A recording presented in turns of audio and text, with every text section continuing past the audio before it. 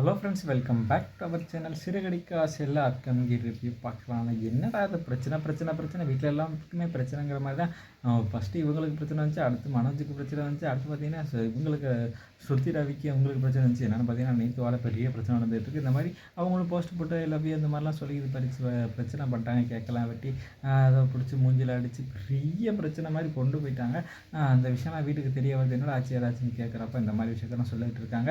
என்ன வீட்டுக்கு வந்ததுக்கப்புறம் கேட்குறாங்க, என்ன ரவி இந்த மாதிரி நடந்துகிட்ருக்கு, என்ன அவங்க பிரச்சனை அப்படின்னு கேட்குறப்போ இந்த மாதிரி சொல்லிகிட்டு இருக்காங்க. இந்த மாதிரி பண்ணிகிட்டு இருக்கேன். போகிற போக்கு பார்த்தா என்ன பண்ணுவானே தெரிய மாட்டேங்குது.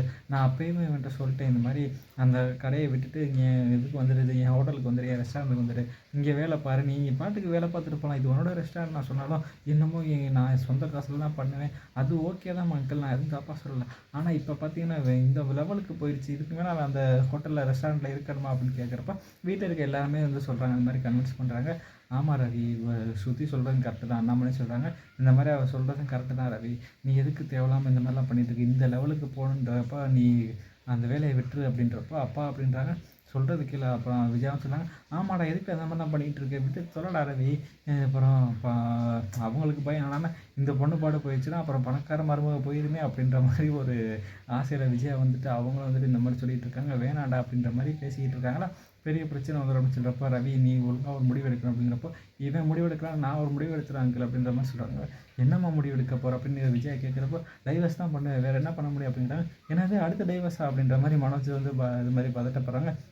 டே ரவி, தேவையில்லாத பிரச்சனை பண்ணாதடா, ஏற்கனவே ஒருத்தர் நம்பி தான் நான் மோசம் போயிட்டேன், நீ அவளை நம்பாதடா, என் வீட்டில் நடக்கிற பிரச்சனையும் உனக்கு தெரியும், எதாவது பொண்ணுங்களே கொஞ்சம் ஒரு சில பேர் மோசம் தான்டா, பார்த்து இருந்துக்கடா அப்படின்றப்போ உடனே வந்துட்டு முத்து, அப்போ ஏன் பொண்ணுட்டி மோசம்னு சொல்கிறியா அப்படின்ற மாதிரி கேட்குறப்ப, நான் எல்லாரையும் சொல்லடா, நான் நடக்கிற பிரச்சனைகள் நான் சொல்லிட்டு இருக்கேன்டா, தேவையில்லாமல் பேசாதங்கிறப்போ அண்ணாமலை முத்து அமைதியாரு அப்படின்ற மாதிரி சொல்கிறாங்க. அவங்களும் அமைதியாகிறாங்க.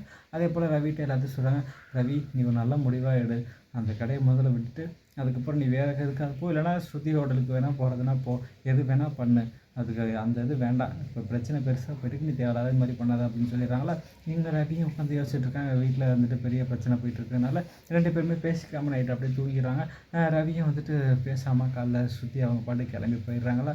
போனதுக்கப்புறம் அங்கே பார்த்தீங்கன்னா பெரிய பிரச்சனை நடந்ததுக்கு ஹோட்டலில் போய்ட்டு இந்த மாதிரி லெட்டர் எழுதி கொடுத்துறாங்க. ரவி இந்த மாதிரி நான் வேலையை விட்டு நின்றுறேன் அப்படின்ற மாதிரி சொல்கிறாங்க. எதுக்கு ரவி நிற்கிறீங்க அப்படின்றப்போ, இல்லை நீ நடக்கிறதெல்லாம் பிரச்சனையை பார்த்தா சரிப்பட்டு வர மாட்டேங்குது, நான் நிற்கிறது தான் நல்லது அப்படின்னு சொல்லிட்டு அவரும் நின்றுட்டு இந்த மாதிரி எல்லாம் அங்கே எடுத்துகிட்டு போயிடுறாங்களா. அவங்களும் பெரிய பிரச்சனை பண்ணுறாங்க, நீ இங்கே போகக்கூடாது, நீ இங்கே தான் வேலை பார்க்கணும் அப்படின்ற மாதிரி சொல்லி வந்து ரொம்ப பெரிய பிரச்சனை பண்ணிகிட்டு இருக்காங்க. இல்லை நான் போய் தான் ஆகணும் அப்படின்ற மாதிரி எல்லாருமே சொல்லி பேசிகிட்டு இருக்காங்க. ஆனாலும் வந்துட்டு பெரிய இது மாதிரி நீத்து ரொம்ப இது பண்ணிகிட்டு இருக்காங்க. என்ன பண்ணுறது தெரியாமல் ரவியும் வந்துட்டு சொல்ல முடியாமல் பரவாயில்ல நீத்து அப்படின்ற மாதிரி வந்து இதை விட்டு நின்றுட்டு என்ன பண்ணுறது, நம்ம இங்கேயும் போவோமா இல்லை வேறு ஹோட்டலுக்கு போவோமா அப்படின்னு யோசிச்சுட்டு அவர் வாழ்க்கை அப்படியே திண்டாட்டாமல் போயிட்டுருக்காங்க. அங்கிட்டு பார்த்தீங்கன்னா ரோஹிணி ஒரு பிளானை போட்டுட்ருக்காங்க. இங்கிட்டு பார்த்தீங்கன்னா மீனாவை பழி வாங்கின அந்த பூ கட்டுற வேலை அப்படின்ற மாதிரி அது சொல்லிட்டாங்கல்ல. 750 பூவையும் மீனாவே சூப்பராக கட்டி வந்துட்டு இது மாதிரி கொடுத்துட்றாங்க.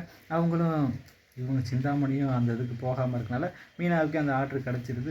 அதுக்கப்புறம் மீனாவை பார்த்துட்டு இந்த மாதிரி சொல்கிறாங்க, பார்த்தீங்களா எனக்கு ஆர்டர் கிடச்சிருச்சு, நல்லவங்களுக்கு எப்போதுமே ஆர்டர் கிடைக்கும் அப்படின்ற மாதிரி சொல்கிறாங்க. சிந்தாமணி, நான் வராதுக்கு காரணம் என்னென்னு தெரியாமல் நீ பேசிக்கிட்டு இருக்க அப்படின்ற மாதிரி சொல்லிவிட்டு அவங்களும் பார்த்துக்கிட்டு இருக்காங்க. அடுத்து அந்த பூவெல்லாம் ஆர்டர் கிடச்சிட்டாங்க.